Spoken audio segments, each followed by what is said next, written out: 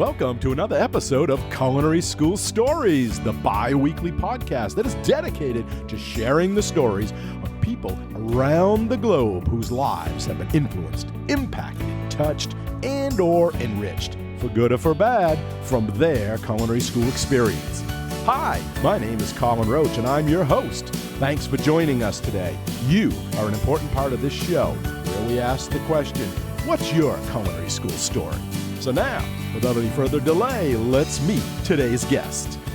So my guest today is Tamara Earl. Tamara, it's such a pleasure to have you on the show today. I want to start right out by saying welcome and thank you for joining us and sharing your culinary school story. No problem. I'm glad that I can help you out with this podcast. Great.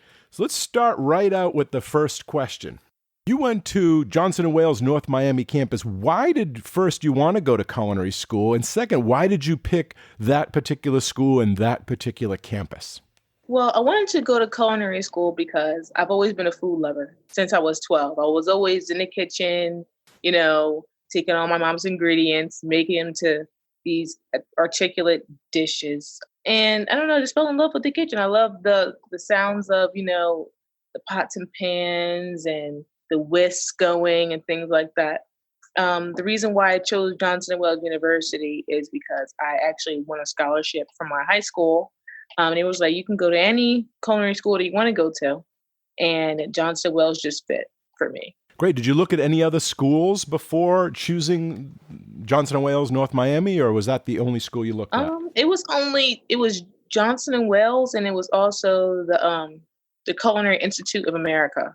And I chose to go to Johnson & Wales because I wanted to go to Miami. I wanted to get, because I'm from Delaware. So I wanted to get out. I wanted to experience the world. I wanted to go to the nice beaches, the weather. Sure. Warm weather is great, especially there in that wintertime. Yes.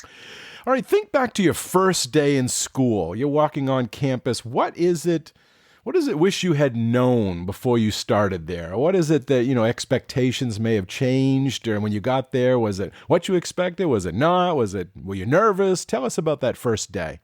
My very first day, I think I had taken my academic classes first. Because with culinary, there's academic classes and there's also your culinary labs. I was doing my academic classes first. And, I was kind of bummed out that I wasn't doing my culinary classes first.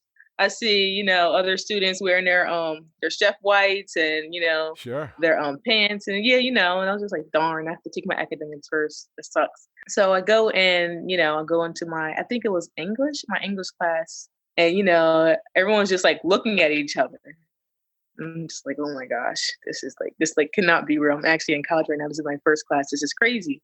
How was the academic classes? Were they good? I mean, obviously they're not as exciting as the lab part, but right. Were they good? Were they beneficial? Because I know some students always think like, why do I have to take these, gen ed type Yes. classes? I want to get in the kitchen, but, they're valuable, obviously. Did you see that? Were they good? Were you wish they were different? Yes. So the academic classes, especially with like my English classes, I benefited a lot from them because I wasn't that great of a writer during high school. They try to give me, of course, like the outlines of how to write papers and how to cite things and things like that.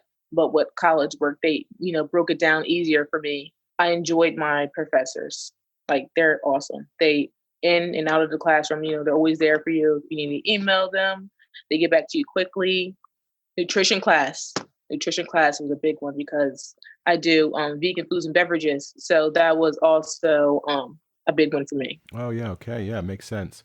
Tell us about your business now. What is it you're doing? I know you've gone through some different career options, exploration after you got out of school, but you've kind of settled in and you're an entrepreneur, your own business. Tell us about that. Yeah. So my business name is called Delectables.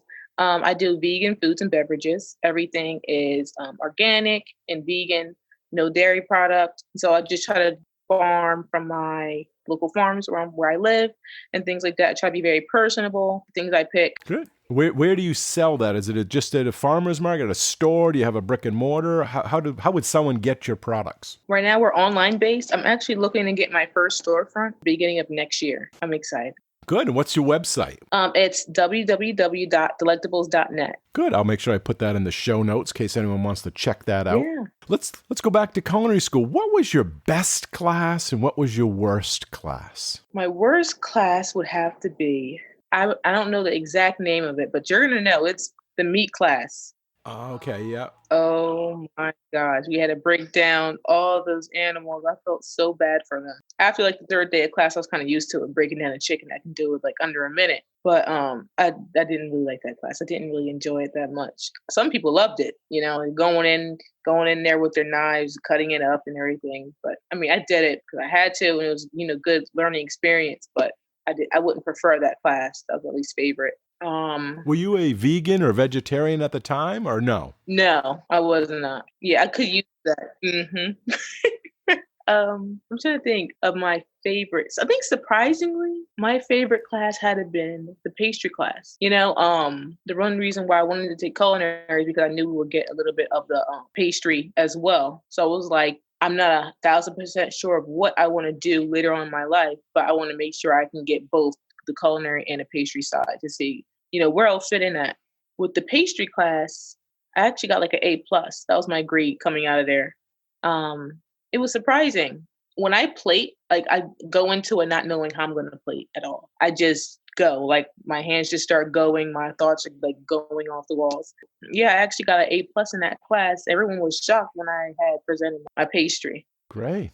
What is one common myth about culinary school or the profession that people think about or might even say it to you that is not true, that you want to debunk? It's like that's just a story. That's not true. What is it about culinary school? That the professors are mean. Everyone, kitchen talk. When you go in a restaurant, you hear them screaming in the back, all that chaos going on.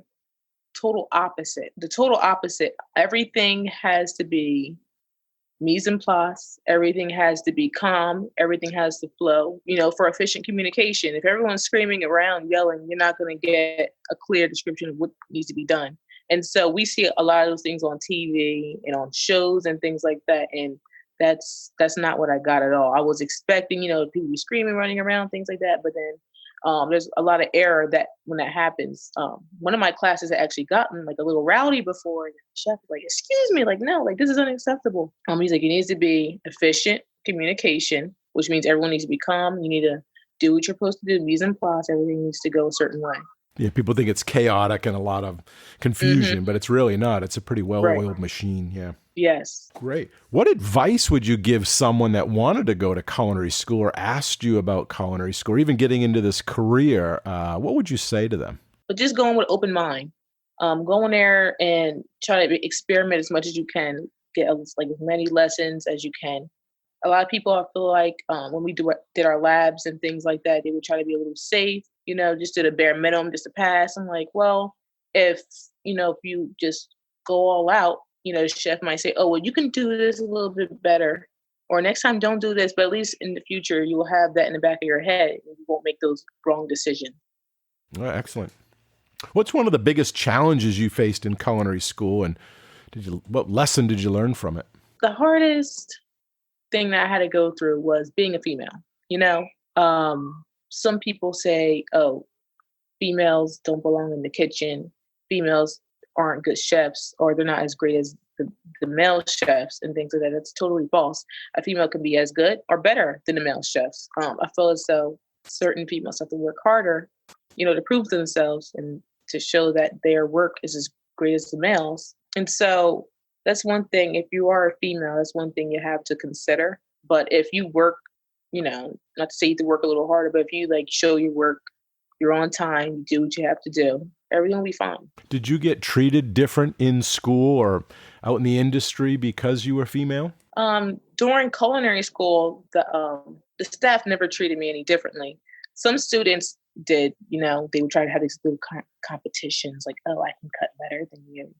Things like that. And I would always win. But out in the workforce, because for my internship, I did my internship at Marriott. So that was really, really cool. Their kitchen was huge. They had actually 2 floors The kitchen was 2 floors, upstairs and downstairs. So it was a lot of moving parts.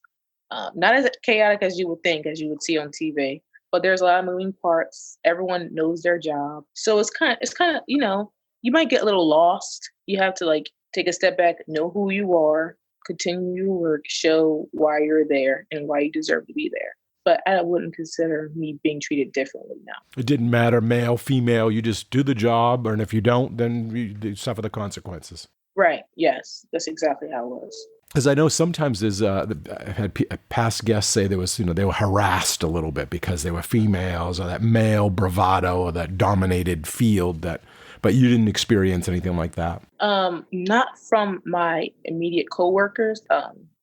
Actually, at the time, he doesn't work there anymore, but the executive chef at Marriott at that time, he was a little, I would see him like his eyes wandering to the females and things like that. And I had a little run-in with that, it was a little crazy, but yeah, he ended up getting fired because of that. So I'm glad that, HR and everyone seen that and they did the appropriate things that needed to be done.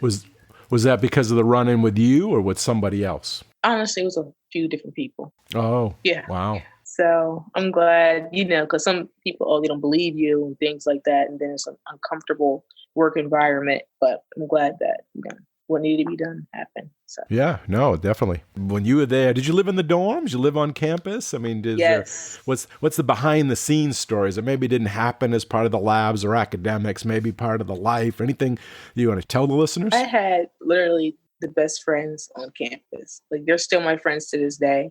They're awesome. One of my friends, she was in pastry, and my other friend, she was in culinary arts, like I was. And then always going to the beach, having fun, things like that.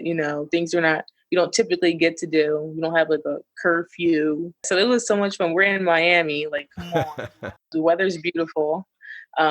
We always used to walk down Biscayne. We would go to the little pizza spot right next to the TD Bank.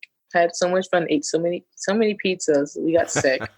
I remember going to homecoming on campus. That was fun. 'Cause I didn't really enjoy my high school's homecoming, but the Johnson & Wells homecoming was really, really fun. The geese or the birds on the campus that walk around near the Wildcat statue. We used to give them fries all the time from the mix.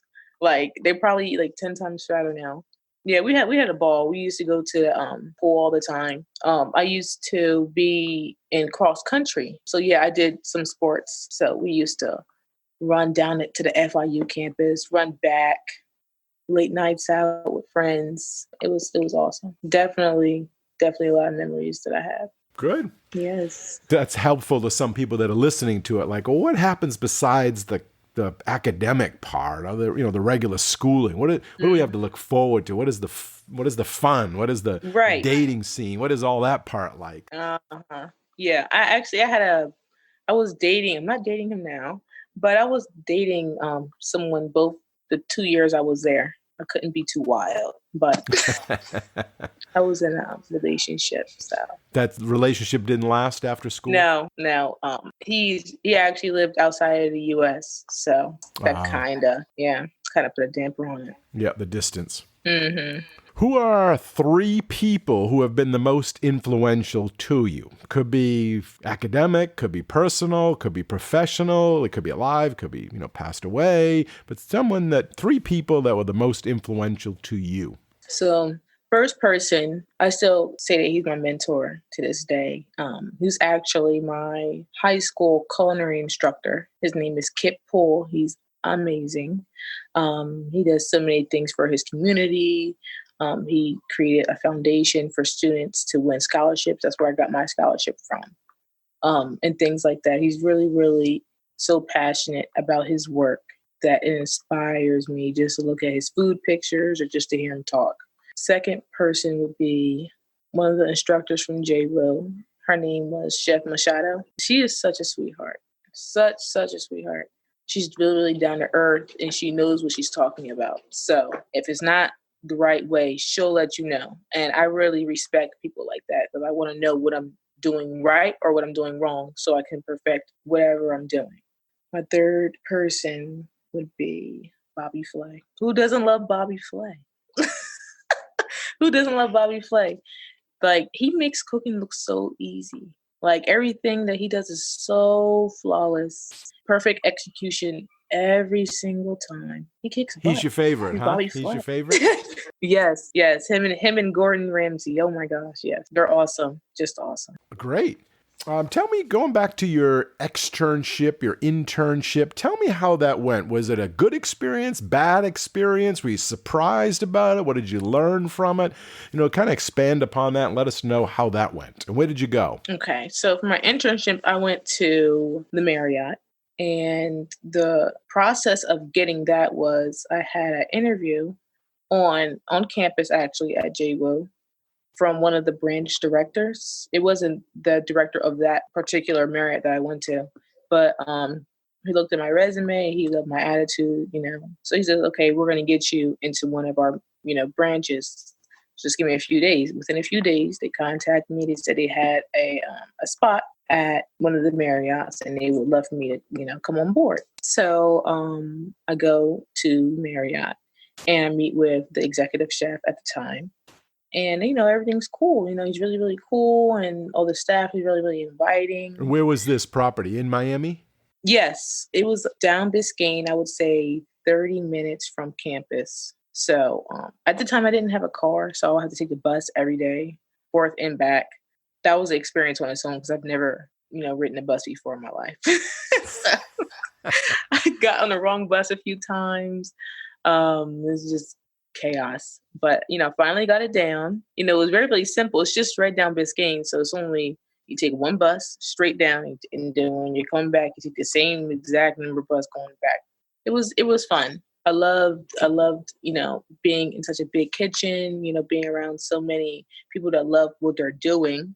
But while I was there, I was kind of disappointed in the fact that everything was frozen, already kind of done for you. So it was just, when I was at JWU, everything was fresh. You had these exotic ingredients. So I was just, assuming that it would be the same way. And it wasn't. They would bring the things in the storeroom and put it in the fridge or the freezer, things like that. So it wasn't really much, originality there.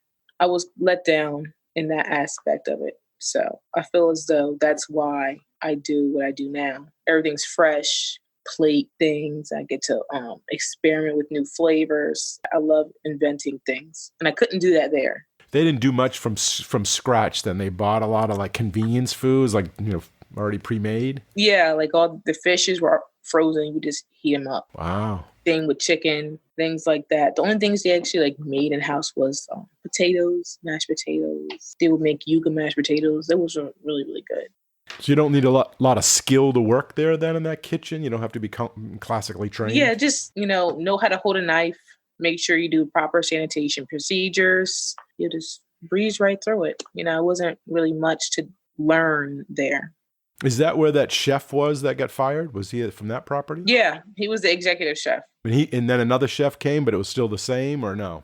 I had actually left Marriott right before he had got fired. They were like in the middle of the whole like investigation. So I don't know what happened after he had left because I had left. I had actually after the one guy I had dated on campus, I started dating someone else at the Marriott. And I feel as though the executive chef, he didn't like that. And so that's when he started acting really weird and started having like this grudge against me.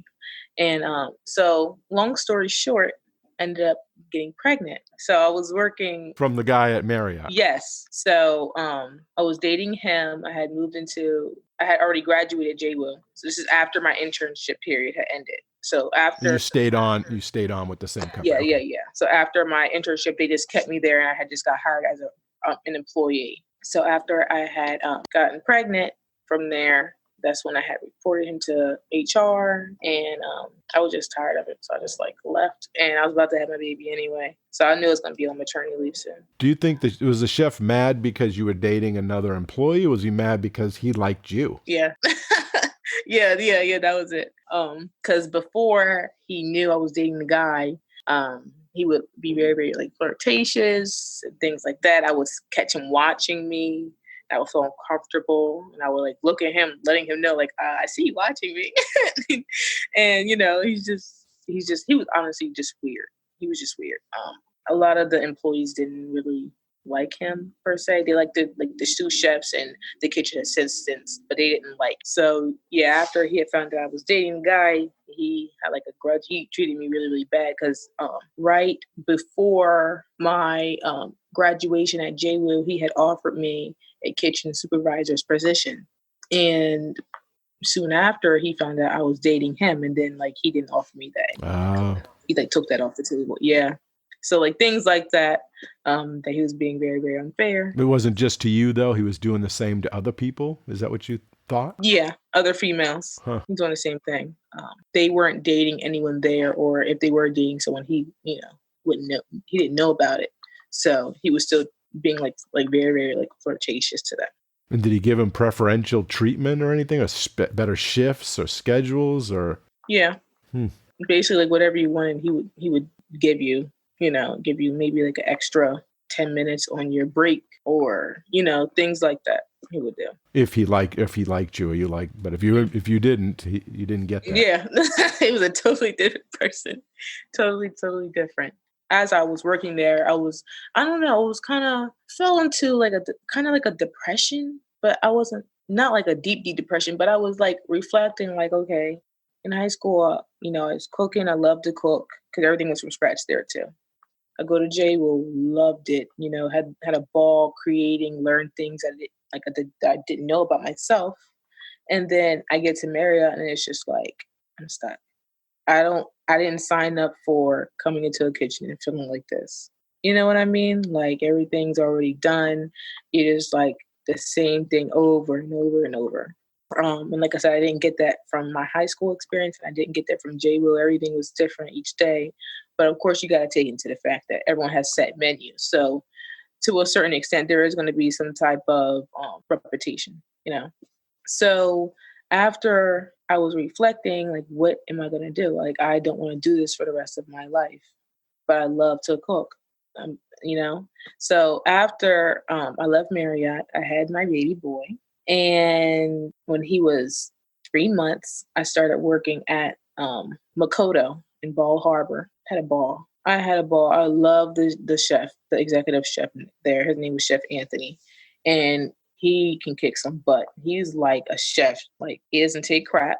If it's not done right, it's not getting put out for the guest. Everything was from scratch. And it was Japanese cuisine. So I got to learn so much there that I never knew about. But after, I think I was employed for maybe 4 months. And then, everything was getting to be too much. I was a new mom. My family wasn't in Florida, bills, so I was kind of like drowning at that point. I loved the job. I really, really did, but it just wasn't working out. So came back here to Delaware, where I'm from. I get so much support from my family. They help me out with my son, things like that. And so again, I'm stuck. I'm like, dang, what am I going to do? I'm back here. I don't want to work at a chain restaurant. I don't want to work at Olive Garden. I don't want to work at, of course, fast food restaurants. That's just not me, because I already know what's going to happen if I go to a chain restaurant. The same thing that happened at Marriott. Everything's going to be frozen, already done. Just got to heat it up, put it on the plate. After I had my son, I also wanted to, snap back to my original body. So I started eating really, really good. I started doing lots of research on what is being put into the foods, preservatives, artificial colorings, and things like that. And I'm just like, okay, so basically I'm going to eat grass. So I'm just like, this cannot be life right now. So like I said, I was doing research. So I started making my own stuff, started making my own snacks, healthy snacks. And then it, a light bulb went off in my head. I'm like, healthy foods. Everyone needs to eat healthy. Everyone wants to eat healthy, but it just don't taste good, right? And so I'm just like, I'm going to make food for everyone. And that's what I started doing. So I started, in the kitchen late nights when my baby would go to sleep. I'm in the kitchen making from vegan gummies to apple chips, pineapple chips, started experimenting with juicing, things like that, looking at different properties I can put in it to make it like different things that will help your body. So then I started selling it. I started selling it to shops, local shops, because my dad's a barber. So I would go to his shop, sell my strawberry lemonade and things like that. And everyone was like, yo, this is good. Like, come back next week with 3 more and things like that. So it started getting a little out of hand. Couldn't keep up. And I'm like, you know what? First things first, I need to brand this. And so that's when I branded myself Delectables. And so ever since then, I've just been, experimenting. I have like a whole line of vegan products now. So yeah. Wow. Exciting. So from, being driven away from that, processed food, it ended up starting as an entrepreneur. Yeah, because like that's my whole thing. I just love to invent things. And I feel like I always want to get back to my community and I never knew how. And I feel like health is the best way to do that. Wow. So what was the low points then, coming from culinary school to where you are now, which just, seem revived and revigorated and starting your business? Those low points, what would you say were the Definitely Marriott. And I would have to say transitioning back to Delaware, at first it was hard because there's nothing, I don't know if you know much about Delaware, but there's nothing here. There's really nothing here except for like chain restaurants and fast food and things like that. And I didn't want to work there at all. I wanted to work at somewhere original, fresh, local ingredients, really hands-on. Mm-hmm. So I would definitely say coming from Marriott, I would say Makoto was a high point. Cause I'm like, okay, I love cooking. Cause I had a, I had to look back at myself like, do I really like cooking? Do I really want to do this? When I left Marriott and I go to Makoto, I'm just like, yeah, I love this. Like, there's no way I can give this up. Then I come back here and say, oh, I got to start from scratch. I don't know where to work. I have a baby. I need to make some money, but I don't want to be like a slave.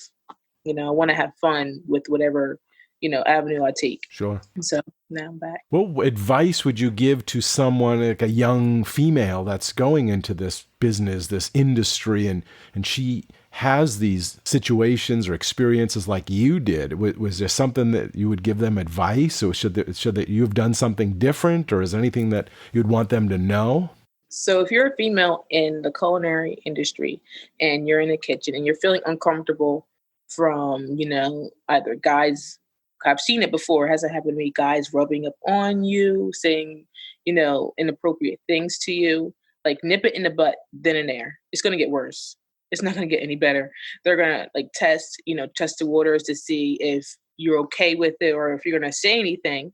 And if you don't, they're going to keep doing the same thing and it's just going to get worse. So you need to nip it in the butt, go to a higher up person or go to HR and then just get it squashed right then and there because you don't want to suffer. It's not your fault that they're doing inappropriate things. You just want to nip it in the butt and so that you can feel comfortable in your work environment. Mm-hmm. Another suggestion I would say is to not look down on yourself. Some people say like, oh, because you're female, just don't listen to them. Like it's been proven time and time again, a female is just as good as a guy or even better. If she puts the same effort into it or more effort, you're going to get the same results as a guy would. So yeah, just keep trying. Don't give up. You feel uncomfortable, nip it in the butt, stay positive. Good advice. Where do you see yourself in the years to come? Ooh, that's exciting. I see myself having my storefront, continuing doing what I love, making my community healthier, and giving back. I definitely, want to host some type of maybe classes for people that don't know how to make, vegan. Oh, that's good. Yeah, like vegan foods and things like that. I know a lot of people that want to get into it. And so, yeah, I want to help them out, because it's not as hard as people think and it's not as nasty as people, you can make it taste really, really good and make it taste, like vegan chicken, you can make it taste just like regular chicken. So definitely want to give back. I see myself, my storefront, maybe having a few storefronts, but I don't want like a big chain. Like I said, I want to be very personable, fresh, local ingredients. Maybe a cookbook or recipes, right? Yes. Share that with them or, somehow get that material out there. A YouTube channel or something, cooking, how to cook healthy. So now knowing what you know, and you've had some years since you've graduated, and you've got some perspective looking back, would you do it all again? All the time and the money and everything for culinary school. Was it worth it? Would you do it again? Would you change anything? Well, I'd do it all over again. For this outcome that I have, yes. I feel as though if I was to do it all over again, I wouldn't go to school for culinary. I would probably go for marketing or business because I have my own business now. I feel as though with cooking, it is great. I love JWU. I love, all the lessons that I learned there.